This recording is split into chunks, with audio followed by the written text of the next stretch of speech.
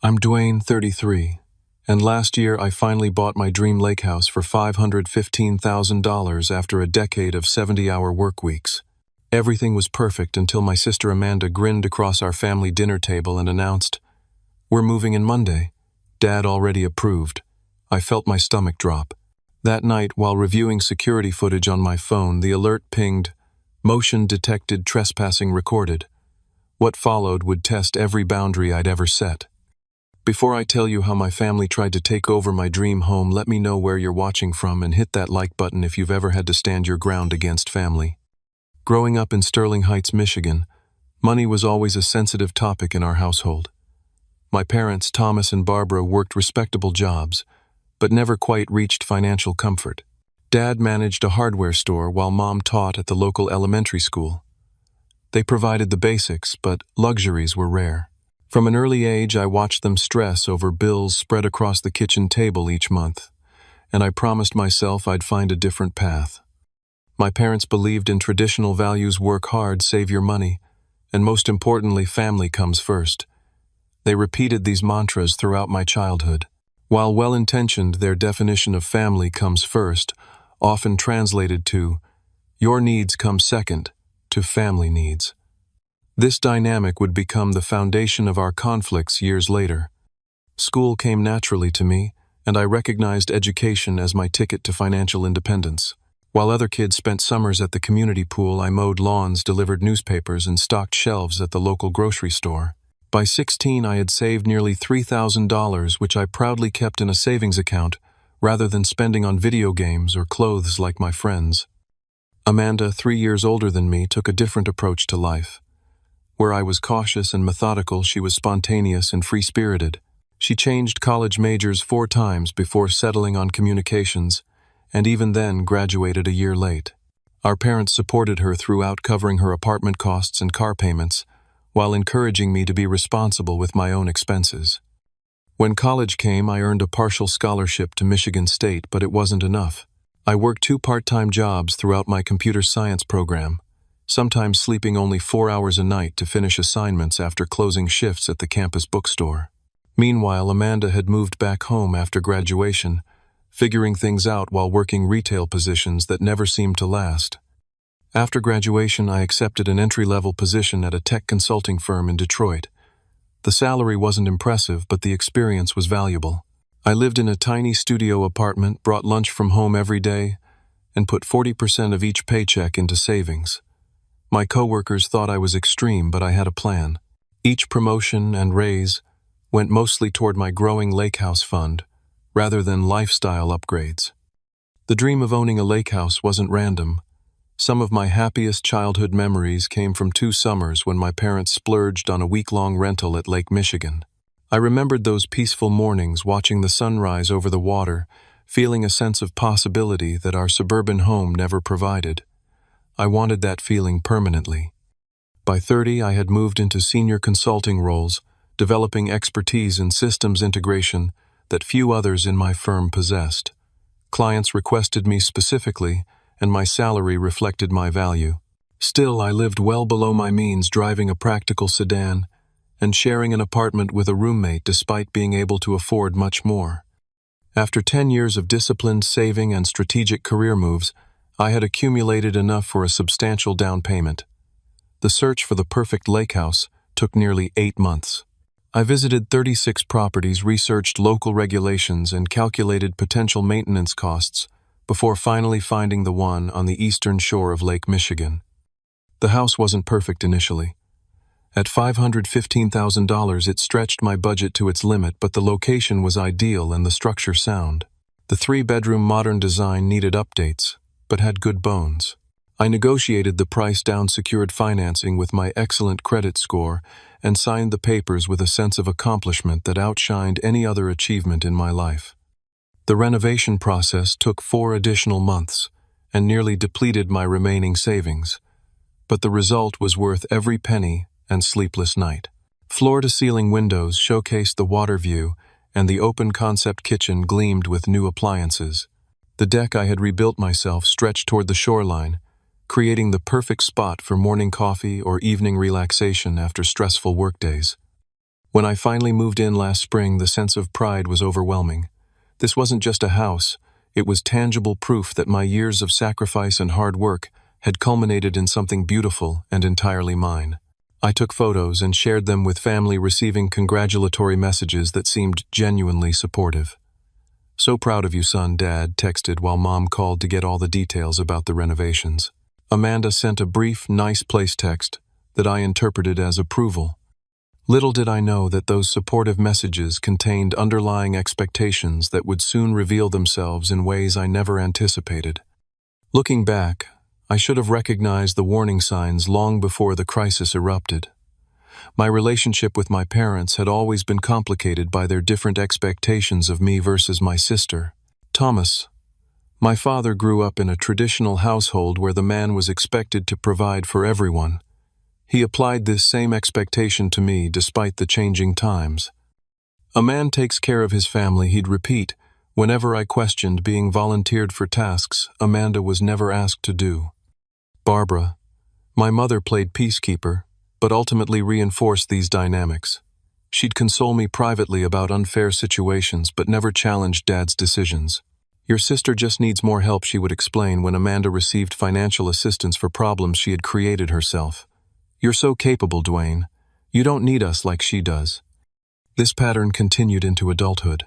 When Amanda married Brad right after college, my parents contributed $20,000 toward their wedding, nearly emptying their modest savings. When I mentioned possibly getting married to my then-girlfriend Melissa 2 years later, Dad casually mentioned that we seemed responsible enough to handle our own expenses. Amanda and Brad bought a house they couldn't afford in an upscale neighborhood, had 2 children, Lily and Noah, and lived beyond their means. Each financial crisis was met with assistance from my parents, who would then quietly ask if I could help them catch up on their own bills. I usually did, feeling obligated despite my resentment growing. Meanwhile, my own financial discipline was often misinterpreted as excessive wealth. "Dwayne can cover it. He's doing great," became a common refrain at family gatherings, whether discussing restaurant bills or birthday gifts for the kids. I usually paid to avoid conflict, though each incident reinforced the unfair dynamic. The turning point in our family system should have been Amanda's divorce 3 years ago. Brad, tired of financial stress, and Amanda's spending habits, filed for separation and moved to Arizona. The divorce left Amanda with primary custody of the kids, but limited child support due to Brad's own financial struggles in his new startup business. Rather than using this as an opportunity to reset her financial approach, Amanda moved into a luxury apartment she couldn't afford, explaining to everyone that the kids deserved a nice place during the transition.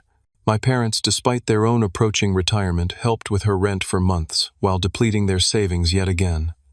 During this period, I was focused on finalizing my Lakehouse purchase and keeping my consulting business thriving.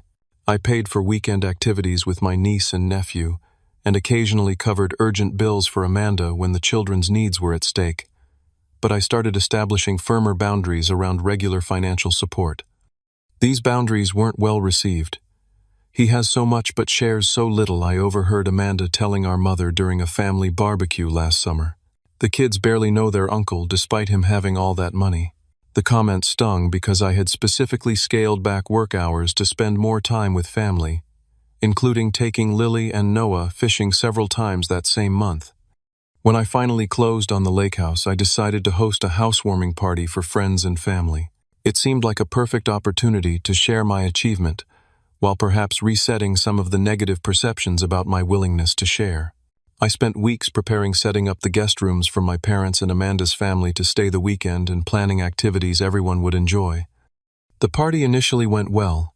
Friends from work and college mingled with family members, everyone enjoying the scenic views and complimenting the renovations. I gave tours, proudly explaining the work I'd put into each space. But as the evening progressed and wine flowed, I noticed concerning conversations. "This place is perfect for family gatherings," my father announced loudly, while examining the spacious living room. "We'll make this our new tradition for holidays." He hadn't consulted me before making this proclamation, but I smiled awkwardly, not wanting to create tension during the celebration. Later, I found Amanda in what I had designated as my home office, measuring the walls with her hands. When I asked what she was doing, she casually replied, "Just seeing if my bedroom set would fit in here.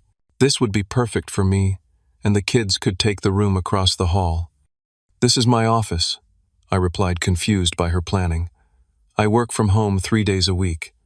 "You have that whole basement area," she countered dismissively. "This room has the better view for someone who's here full-time." I laughed it off as a joke, but discomfort settled in my stomach. During the remainder of the weekend, I caught similar comments, Mom discussing which kitchen items should be replaced to better serve everyone's needs, and Dad making a copy of my house key without explaining he should have one, in case of emergencies. I should have addressed these red flags immediately, but conflict avoidance has always been my weakness with family. Instead, I gently redirected conversations and hoped the weekend's end would reset boundaries. When everyone left Sunday evening, I convinced myself I had overreacted to innocent comments made in the excitement of the occasion. That self-deception would cost me dearly in the coming weeks. Friday night family dinners had been a tradition since Amanda's divorce. My parents believed regular gatherings would provide stability for Lily and Noah during the transition, and despite my busy schedule, I participated faithfully each week. These dinners typically followed a predictable pattern. Dad grilled something. Mom prepared side dishes. Amanda arrived late with the kids, and conversation revolved around safe topics like work projects and the children's school activities. The first Friday of October began no differently. I arrived at my parents' modest suburban home, carrying a bottle of wine and dessert from the bakery near my office. The familiar scent of Dad's famous barbecue ribs welcomed me, along with Mom's warm hug and updates about her garden club. Amanda hadn't arrived yet, typical, so I helped finish dinner preparations while catching up with my parents. When Amanda finally swept in with the children 40 minutes late, she seemed unusually animated. The kids ran to hug their grandparents while Amanda made herself a strong gin and tonic, her third this week, I would later learn. Throughout dinner, she appeared distracted, checking her phone repeatedly and exchanging knowing glances with our father. As we finished the main course, Dad cleared his throat in the way he always did before making announcements. "Amanda has some news," he said, nodding encouragingly toward my sister. Amanda straightened in her chair, a triumphant smile spreading across her face. "The landlord is selling my building, and all tenants have to vacate by the end of the month," she began, though her tone lacked appropriate concern for someone facing imminent housing insecurity. "That's terrible," I said, calculating mentally whether I could help with moving expenses or perhaps the security deposit on a more affordable place. "Do you need help finding a new apartment? I know a few realtors who—" "No need," Amanda interrupted, waving dismissively. "We're moving in Monday." The statement hung in the air for a moment before I processed its implications. Moving in where, I asked, though a sinking feeling suggested I already knew the answer. "To your Lakehouse, of course," she replied, as if stating the obvious. "Dad already approved it." I turned toward my father, whose expression confirmed Amanda's claim. He nodded firmly, arms crossed in a posture that had always signaled his decisions were final. "We've discussed it," he stated. "Your sister needs a stable place for the kids, and your house has plenty of room. It's the perfect solution." The shock of this announcement left me momentarily speechless. My mother busied herself serving dessert, avoiding eye contact, while the children continued eating, oblivious to the tension suddenly filling the room. "You discussed my house without including me in the conversation," I finally managed, struggling to maintain my composure. "That's not how this works. You can't just decide someone is moving into my home." Amanda rolled her eyes dramatically. "Don't be so selfish, Dwayne. It's just temporary until I find something else. Maybe 6 months max." "6 months isn't temporary," I countered, feeling my heart rate accelerate. "And regardless of the time frame, you need to ask, not inform me after decisions have already been made." Dad's expression hardened. "Family helps family, son. Your sister and the kids need this. You have 3 bedrooms sitting empty most of the time in that big house of yours." "Those rooms aren't empty by accident," I explained, trying to remain calm. "I bought a house that suits my needs and lifestyle. I work from home regularly, host clients, and value my privacy." "Privacy?" Amanda scoffed. "What exactly do you need all that privacy for? It's just you rattling around in that huge place while we're cramped in a two-bedroom apartment." The conversation quickly deteriorated from there. Mom tried ineffectively to mediate, while Dad's tone grew increasingly authoritative. The real bombshell dropped when Amanda casually mentioned that Dad had already given her the spare key he'd taken during the housewarming party. What I turned to my father betrayal washing over me. It seemed practical, he defended, though his slight hesitation suggested he recognized the boundary violation. Family should have access to each other's homes. "That's not your decision to make," I said, standing up from the table. The children were now watching wide-eyed dessert forgotten. "I need you to return that key immediately." "Don't be ridiculous," Amanda snapped. "We've already started packing. The kids are excited about living near the lake." Looking at Lily and Noah, I could see they were indeed excited about the prospect, having no understanding of the inappropriate way this plan had been formed. Their innocent expressions complicated my emotions further. "I'm sorry," I said firmly, addressing everyone at the table, "but this isn't happening. My house isn't available for you to move into, especially not without even asking me first."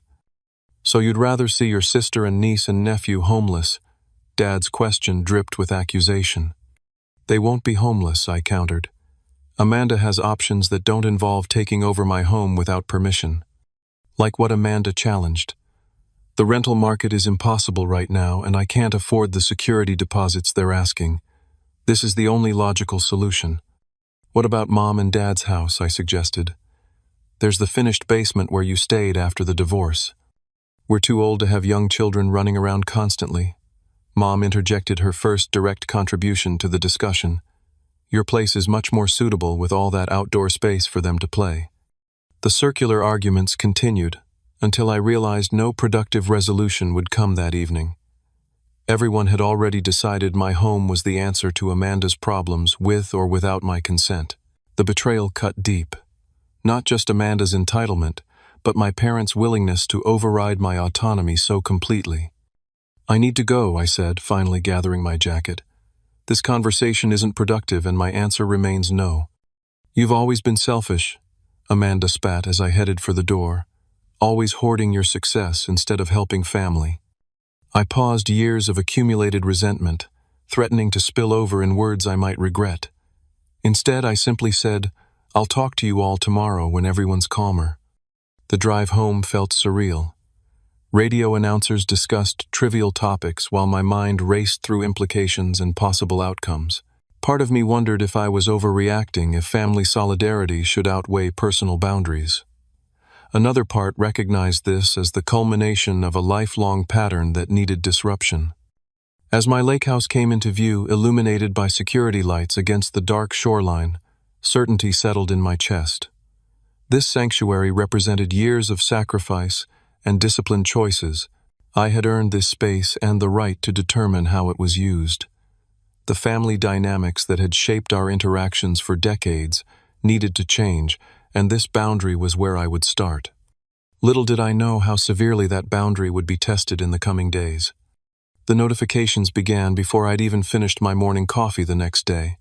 First came a text from Amanda thinking, "The blue bedroom for me, and the kids can share the one with bunk beds. Can you clear your stuff out by tomorrow?" No question, no acknowledgement of our discussion, just continued assumption that her plan would proceed despite my explicit refusal. I didn't respond immediately, needing time to frame a reply that wouldn't escalate tensions further. Before I could craft an appropriate message, my phone lit up with a call from my mother. "Dwayne, you need to reconsider this," she began without greeting. "Amanda was up all night crying. The children are confused about why their uncle doesn't want them." "That's not fair, Mom," I replied, frustrated by the emotional manipulation. "I never said I don't want them. I said Amanda can't move into my home without even asking first, especially for an indefinite period." "She has nowhere else to go," Mom insisted, her voice wavering for maximum effect. "As her brother, you have a responsibility to help in times of crisis." "I'm happy to help in many ways," I explained for what felt like the 100th time. "I can assist with finding a new apartment, cover the security deposit, even help with moving costs. But giving up my home isn't the only solution here." "A security deposit doesn't solve the immediate problem," she countered. "The eviction is happening now. Where are they supposed to go while apartment hunting?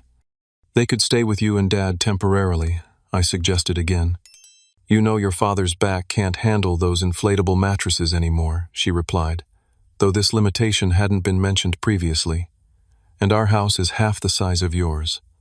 The conversation looped in circles until Mom finally delivered her parting shot. I never thought my son would put material possessions above family welfare. Your father and I are very disappointed. The guilt trip might have worked in the past, but something had shifted inside me. Years of accommodating unreasonable expectations had built a reservoir of resentment that now fueled my resolve. After ending the call, I made two immediate decisions. First, to change the locks on my house, and second, to install an upgraded security system. The locksmith arrived within 2 hours, replacing all exterior locks and providing new keys that I would control exclusively. As he worked, my phone continuously buzzed with messages from family members. From Dad, a son's duty is to help his family, period. Your grandfather would be ashamed of your selfishness. From Amanda already told the kids about their new rooms. Noah wants to know if he can put his Star Wars posters on the wall, or if you're too uptight for that too. From Mom, please call me back. We need to discuss this like adults. From my Uncle Robert heard you're refusing to help Amanda and the kids. Tough situation, but family needs to stick together in hard times. The last message revealed that Amanda had already spread her version of events throughout the extended family, positioning me as the villain in her housing crisis. This realization prompted me to compose a single clear text that I sent to my parents and sister. I understand Amanda needs housing assistance. I'm willing to help financially with a new apartment, but my home is not available for her to move into. I've changed the locks today and am installing a security system. Please respect my property and boundaries. The responses were immediate and heated. Dad called twice, leaving voicemails that escalated from disappointed to furious. Amanda sent a series of increasingly hostile texts, accusing me of betrayal, cruelty, and even mental instability for being paranoid about security systems. Mom alternated between pleading messages and guilt-inducing reminders of all the sacrifices they had made for me growing up. By afternoon, the security company had installed a comprehensive system including doorbell cameras, motion sensors, and window alarms. The technician walked me through the smartphone application that would alert me to any activity around the property. Setting boundaries with family, he asked, sympathetically, while demonstrating the features. Happens more often than you'd think. That evening, the conflict migrated to social media. Amanda posted a vague but clearly targeted message. Amazing how some people can turn their backs on family in times of need. Material things really show someone's true character. The post accumulated sympathetic comments from relatives and mutual friends, many tagging me directly with questions or expressions of disappointment. Cousin Jennifer, always the family mediator, called to understand both sides. While initially appearing neutral, her questions revealed predetermined conclusions. Couldn't you just try it for a month and see how it goes, and what's the worst that could happen if they stay temporarily?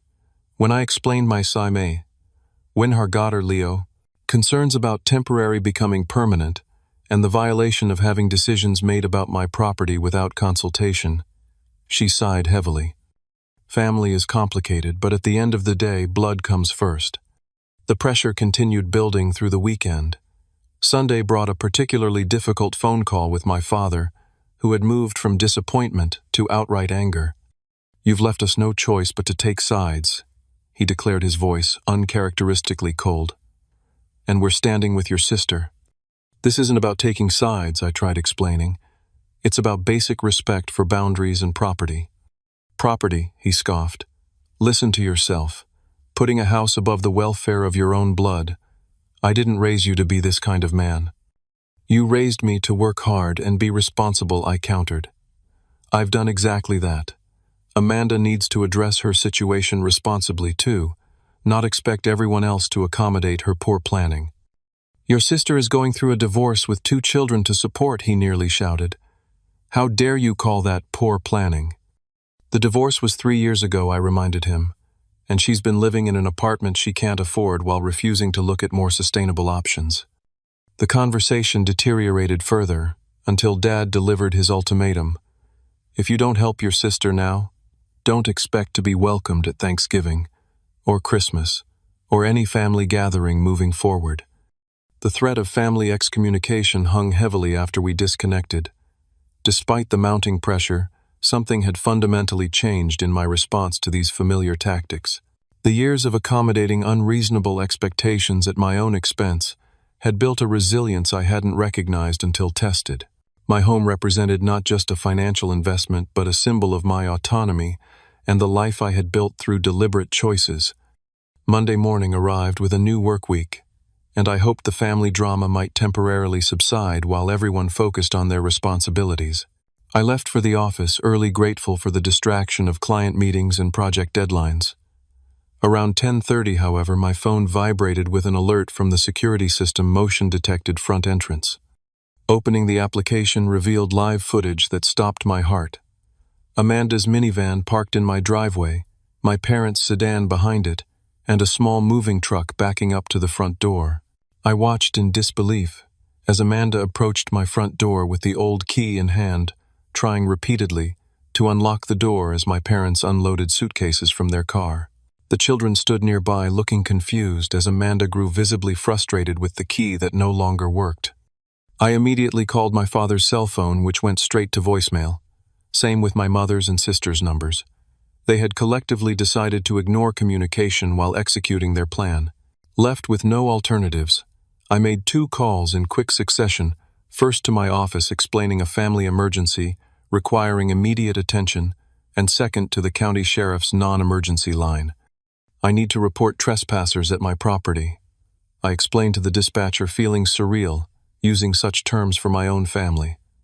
They're attempting to enter without permission. Do you know these individuals? The dispatcher asked. Yes, I admitted. They're my family members, but they do not have permission to enter my home. I've explicitly denied access, and they're attempting entry anyway. As I drove the 30 minutes back to my Lakehouse, the security app continued sending alerts. The footage now showed Amanda trying the back door, while my father examined windows for potential entry points. The moving truck driver stood awkwardly nearby, clearly uncomfortable with the unfolding situation. By the time I pulled into my driveway, the scene had escalated further. Furniture and boxes sat on my lawn, partially unloaded from the truck before they'd realized they couldn't gain entry. Amanda was crying loudly, while my mother attempted to console her. My father paced angrily, phone in hand, presumably trying to reach me. What do you think you're doing? I asked, as I exited my car, struggling to keep my voice level despite the adrenaline coursing through me. What does it look like? Amanda shouted, mascara streaking down her face. We're moving in, but your precious locks have been changed. Real mature Dwayne. I told you explicitly that you cannot move in here, I said firmly. I sent clear messages to everyone stating this wasn't happening. So you'd rather see your niece and nephew homeless. My mother gestured toward the children who were now sitting on a rolled-up carpet looking confused and upset. Stop using the kids as emotional leverage, I replied. The frustration of years finally breaking through. Amanda has never been at risk of actual homelessness. She has options she refuses to consider because they're not as convenient or luxurious as taking over my house. My father stepped forward, jabbing a finger toward my chest. You've always had everything handed to you. Always the golden boy with your fancy job and big house. The least you could do is help your sister when she needs it. The irony of his statement, considering I had worked for everything I owned while Amanda had received constant bailouts, might have made me laugh under different circumstances. Instead, I noticed a sheriff's department vehicle pulling into my driveway, bringing both relief and a new level of family humiliation. The confrontation was about to reach its breaking point with consequences none of us had truly anticipated. The sheriff's cruiser came to a stop beside the moving truck, and a tall officer with a weathered face and name tag reading Sheriff Johnson stepped out, surveying the scene with practiced neutrality.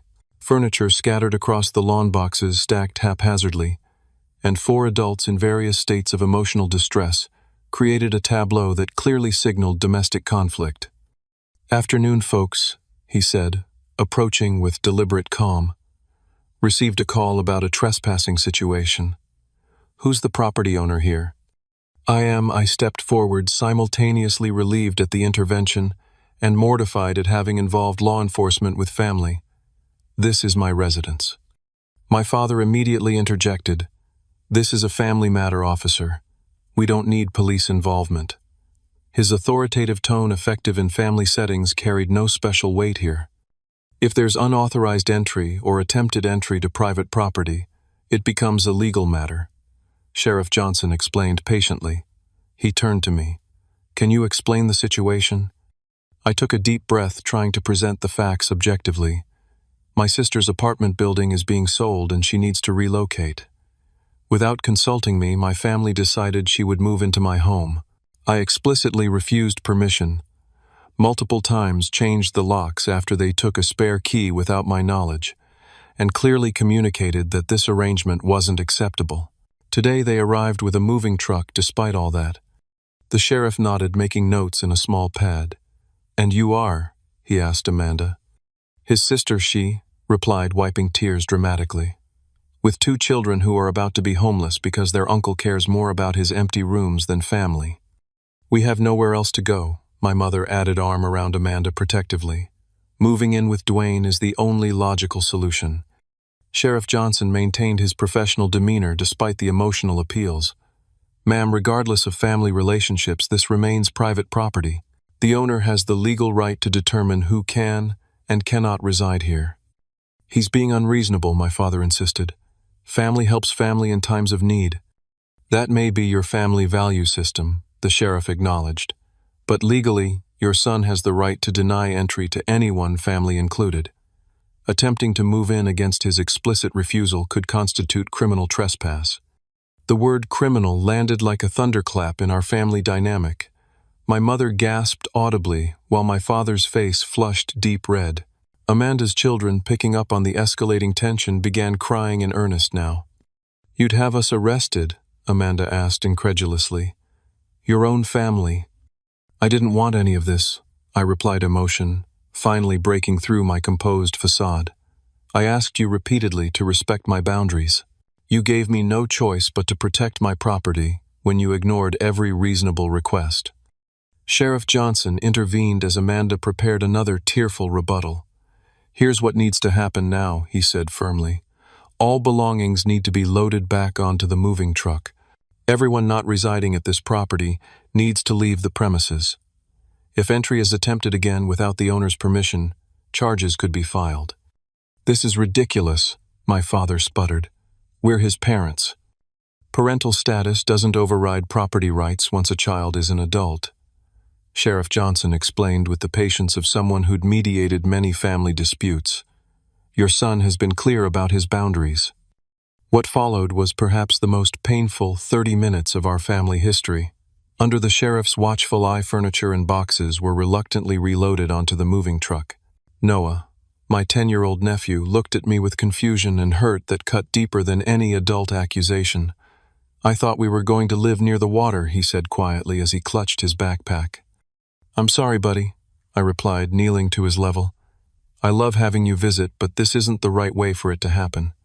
My mother refused to look at me throughout the process, while my father alternated between angry mutters and tense silence. Amanda oscillated between tearful breakdowns and venomous glares in my direction. The moving truck driver, clearly uncomfortable with the family drama, worked quickly to secure the hastily reloaded items. As the last box was loaded, Sheriff Johnson addressed the group again. "I understand family disputes are complicated, but there are appropriate channels for resolving them. I'd suggest a calm conversation at a neutral location after emotions have settled." My father snorted derisively at the suggestion while helping Lily into the minivan. Amanda strapped the children into their seats without a word to me, then turned for one final accusation. "I hope you enjoy your empty house and your precious privacy. Was it worth destroying your family for?" Before I could respond, she slammed the van door and started the engine. My parents retreated to their car without goodbye. The small procession moving truck minivan and my parents' sedan pulled away from my driveway under Sheriff Johnson's supervision. The sudden silence felt both liberating and devastating. "Family conflicts are among the toughest situations we handle," the sheriff remarked, returning to where I stood alone on my lawn. especially when both sides believe they're acting from the right place. "I didn't want it to come to this," I said, the adrenaline fading and leaving exhaustion in its wake. "Rarely does anyone want law enforcement involved in family matters," he acknowledged. "But sometimes boundaries need official reinforcement. I'd recommend documenting any further attempts at entry or communication that feels harassing." After the sheriff departed, I entered my intact but emotionally tainted sanctuary. The Lakehouse that had represented achievement and peace now felt like ground zero for a family nuclear event. My phone had accumulated 27 missed calls and 43 text messages during the confrontation, most containing variations of disbelief, anger, and accusations. The extended family text chain had exploded with activity. Uncle Robert wrote, absolutely disgusted that police were called on family. Shameful behavior. Cousin Patricia added, those poor children seeing their uncle treat them like criminals. Even usually neutral relatives had chosen sides, most aligning against what was characterized as my selfish and cruel behavior. Among the barrage, a single message from my cousin Ryan stood out. Need to talk when you're ready. Been through something similar with my brother last year. Not everyone will understand setting boundaries, but some of us do. That evening, while watching the sunset from my deck, a ritual that usually brought peace, I made the hardest call of the ordeal.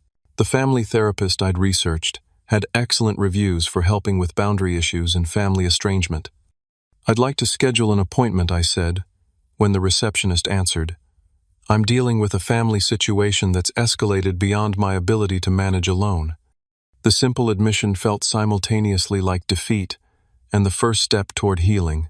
As darkness settled over the lake, I acknowledged that the family dynamics shaped over decades couldn't be resolved in a single confrontation or even several. The path forward would be neither quick nor painless, but necessary for my well-being and ultimately for healthier family relationships. My phone pinged with a final message for the day, my mother informing me that my invitation to Thanksgiving was officially revoked. The holiday was 6 weeks away, but the preemptive exclusion signaled how deeply the day's events had fractured our family system. Rather than responding defensively, I simply acknowledged receipt of the message. That night, sleep eluded me despite physical and emotional exhaustion.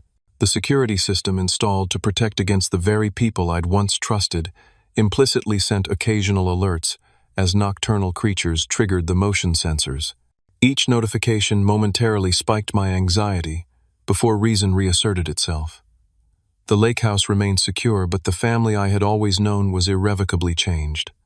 The week following what I now thought of as the moving truck incident passed in a haze of uncomfortable workdays and sleepless nights. Professional obligations provided temporary distraction, but concentrating on client needs proved nearly impossible with my personal life in shambles. I found myself checking the security app compulsively, half expecting to find family members attempting another entry. The communication blackout from my immediate family continued uninterrupted. My daily calls to my parents went straight to voicemail and texts received no response. Through social media, I learned Amanda had launched a GoFundMe campaign titled Single Mom and Kids Facing Homelessness, which carefully avoided naming me, but included enough details that mutual connections could identify the situation. The campaign raised over $8,000 in 3 days, solving the immediate housing crisis without requiring my home. The extended family, however, maintained aggressive communication. Daily messages arrived, questioning my character priorities and mental health. Aunt Margaret, my mother's sister, called to inform me she was deeply ashamed of my actions and suggested I seek psychological help for my obvious issues with compassion. Uncle William, typically uninvolved in family matters, sent a lengthy email detailing his disappointment and suggesting I should sell the Lakehouse if I valued material possessions over human connections. The isolation might have been unbearable without Ryan's support. My cousin's experience with his brother, who had similarly attempted to claim Ryan's vacation cabin as a permanent residence following financial difficulties, provided valuable perspective and validation. They'll rewrite the narrative to make you the villain, he warned during our first real conversation about the situation. The only way through is to hold your boundary with compassion but absolute firmness. 2 weeks after the confrontation, my mother finally responded to one of my messages with a brief text. Amanda and the children are staying with us temporarily. She found an apartment but can't move in until November 1st. Just so you know, we're handling it without your help." The passive-aggressive tone stung, but the information provided relief. At least a solution had been found that respected my boundaries while meeting Amanda's needs. I responded simply, "I'm glad to hear that. I'm still happy to help with moving costs or anything else she needs for the new place." No acknowledgement came, but the following day I received an unexpected email from my father. The message, formal and devoid of his usual conversational style, outlined specific conditions under which I might be permitted to rejoin family gatherings. These included a formal apology to Amanda for prioritizing property over family welfare, financial contribution toward her new apartment, since your selfishness created additional expenses, and a written agreement making my Lakehouse available for family emergencies in the future. The terms revealed how fundamentally my parents misunderstood or refused to acknowledge the actual issue at hand. This wasn't about property versus family, but about basic respect for boundaries and adult autonomy. Rather than responding emotionally, I forwarded the email to the therapist I'd begun seeing weekly, adding it to our discussion topics for our next session.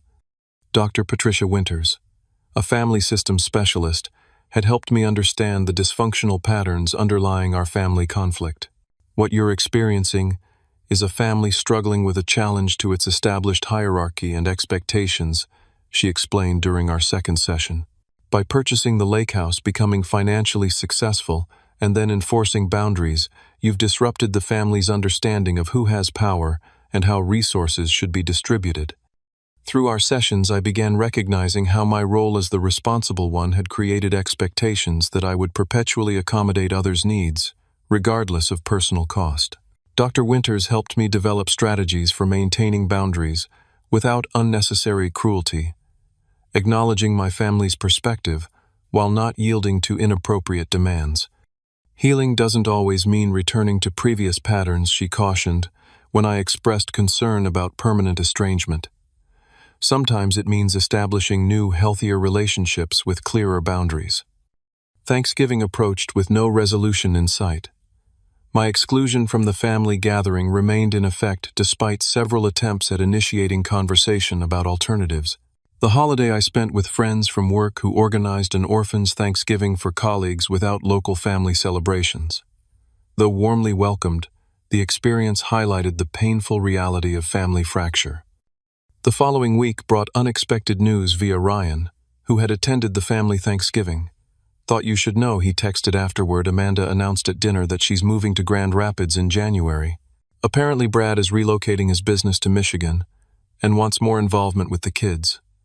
They're not getting back together but trying a co-parenting arrangement in the same city." This development explained why Amanda had been so desperate for temporary housing. She'd known all along the situation was short-term while planning a more significant move. The revelation added another layer of frustration to the conflict. Had she simply communicated honestly about her plans, alternative solutions might have been found without the dramatic confrontation. Early December brought the first slight thaw in relations when my mother called unexpectedly one Tuesday evening. The conversation began stiffly with careful avoidance of direct references to the conflict, but gradually warmed as we discussed neutral topics like her garden club's winter project and my recent business trip to Chicago.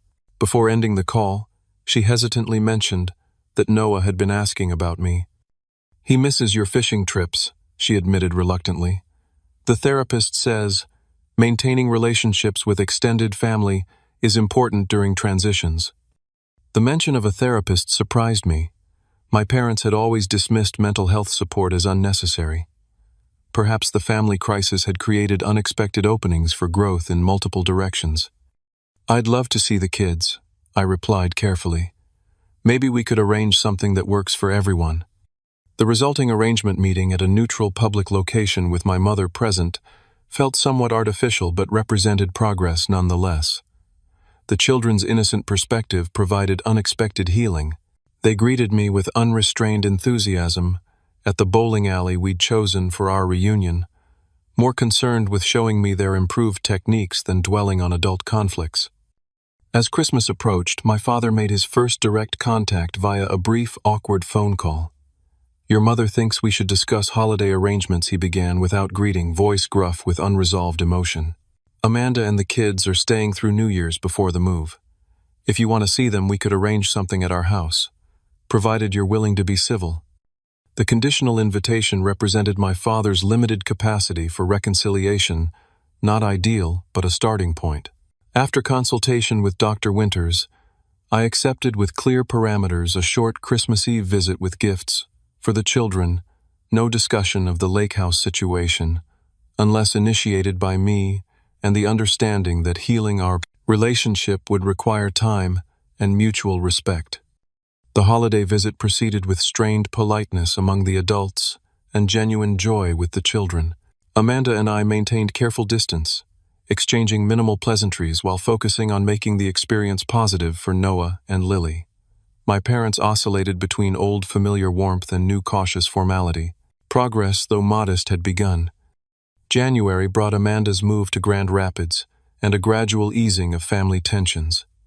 My mother began calling weekly, our conversations slowly rebuilding connection. My father remained more distant but occasionally joined these calls briefly, a small acknowledgement of continued relationship. The extended family, following the lead of my parents, gradually reduced hostile communications.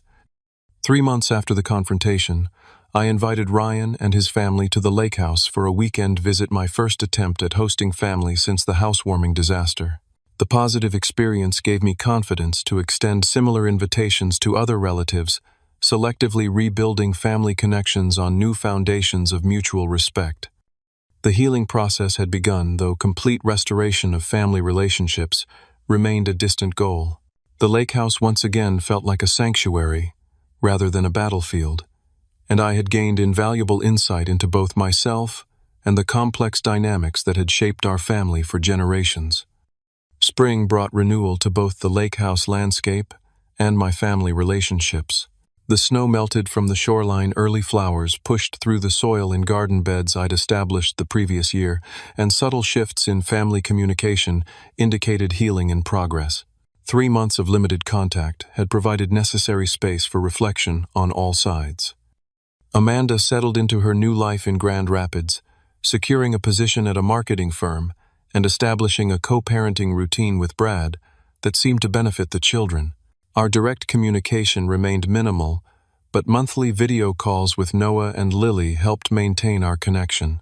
During these conversations, Amanda would briefly appear, offering polite, if somewhat distant greetings, progress from the open hostility that had characterized our last in-person interaction.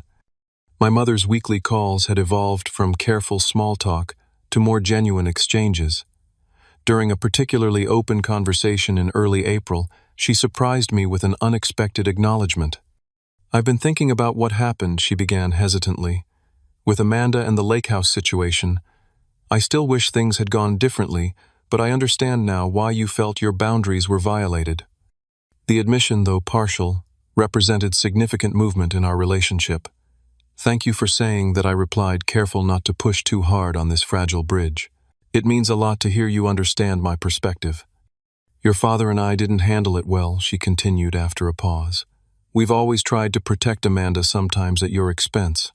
The therapist has helped us see that pattern more clearly."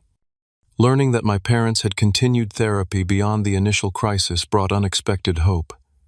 Their willingness to examine long-standing family dynamics suggested possibilities for healthier relationships moving forward. My father's reconciliation came more gradually and with less explicit acknowledgement.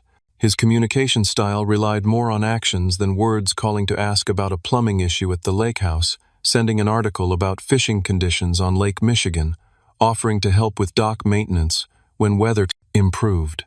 Each gesture represented a small step toward rebuilding our relationship on new foundations. The true breakthrough came unexpectedly in May, when my phone rang late one evening. Seeing my father's name on the screen brought momentary anxiety. Late calls usually signaled emergency rather than casual conversation. "Everything okay?" I answered, immediately concerned.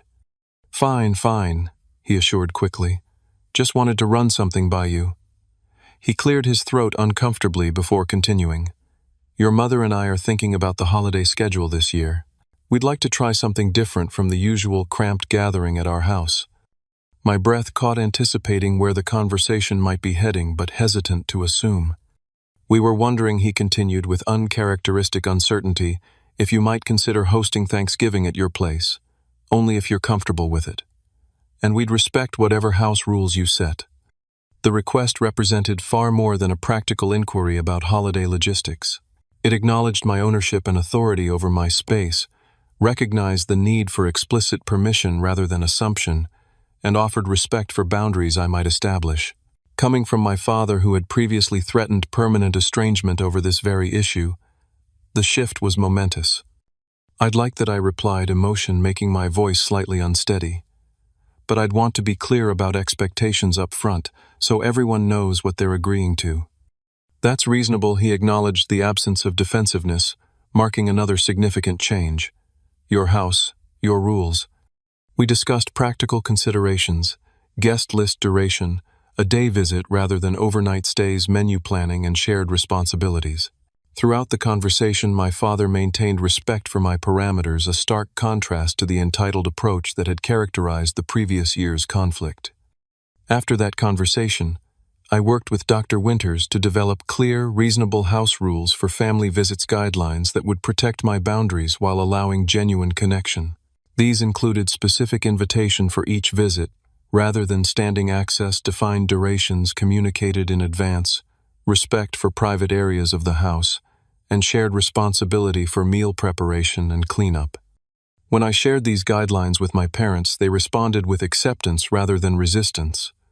"Seems reasonable to me," my father commented, while my mother added, "It's good to have clear expectations, helps avoid misunderstandings."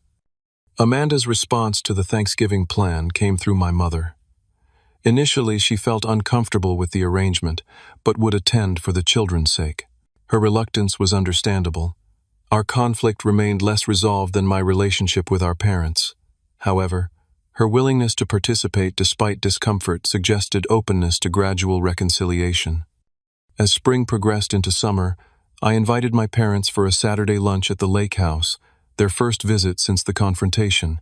The experience proved surprisingly positive, with both making visible efforts to respect boundaries while I worked equally hard at gracious hosting.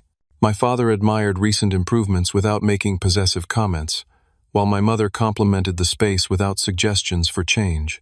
Small steps, but meaningful ones. Noah and Lily visited for a weekend in July, accompanied by Amanda for drop-off and pickup.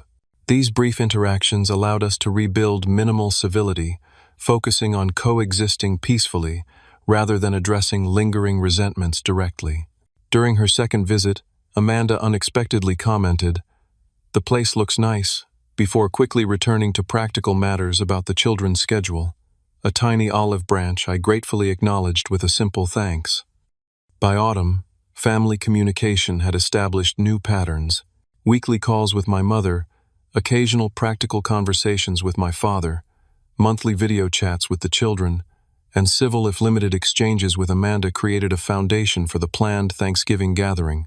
The extended family, following the lead of my parents, had largely ceased hostile communications, though certain relatives maintained distant relationships. Thanksgiving arrived with both anticipation and anxiety. I had prepared thoroughly, cleaning the Lakehouse to perfection, planning a menu that incorporated everyone's favorites, arranging comfortable but separate spaces for various family groupings to prevent tension. Dr. Winters and I had developed strategies for managing potential conflicts, including pre-established phrases for redirecting difficult conversations and permission to take brief breather breaks if needed. To my relief and slight amazement, the gathering proceeded more smoothly than anticipated. 11 family members, my parents, Amanda and her children, Ryan and his wife, and several cousins, shared the Lakehouse space with reasonable harmony. My father adhered scrupulously to established boundaries, even shushing a cousin who began discussing bedroom arrangements for future visits. Amanda maintained polite distance, but participated in group activities without obvious resentment. After dinner, as families sprawled comfortably in various corners of the great room, my mother sat beside me on the deck, watching the sunset reflect on the lake. "This was nice," she said simply. "Different from what we're used to, but nice." "It feels like a new tradition in the making," I suggested cautiously. She nodded, silent for a moment, before adding, Your boundaries were hard for us to accept at first. We've always operated differently, but I can see now that clear expectations make gatherings like this possible. She patted my hand briefly. You stood your ground when we were wrong. It wasn't easy, but it was probably necessary.